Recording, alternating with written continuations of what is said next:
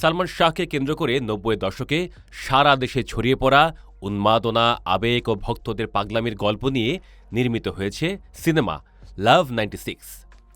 তরুণ নির্মাতা ইভান মল্লিক পরিচালিত সিনেমাটি দেশজুড়ে প্রেক্ষাগৃহে মুক্তি পেতে যাচ্ছে আগামী ৪ঠা সেপ্টেম্বর। গত ১০ই মে চলচ্চিত্র সার্টিফিকেশন বোর্ড থেকে আনকাট ছাড়পত্র পেয়েছে সিনেমাটি। নির্মাতার দাবি, লাভ 96-এর গল্প, নির্মাণ শৈলী এবং ৯০-এর দশকের আবেগ ঘন উপস্থাপনা বোর্ডের সদস্যদের কাছে প্রশংসিত হয়েছে।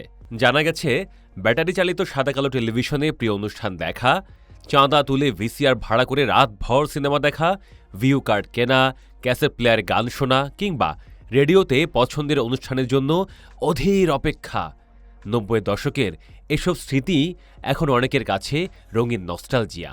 ঠিক সেই সময় বাংলা চলচ্চিত্রে ধূমকেতুর মতো আবির্ভাব ঘটে সালমান শাহর।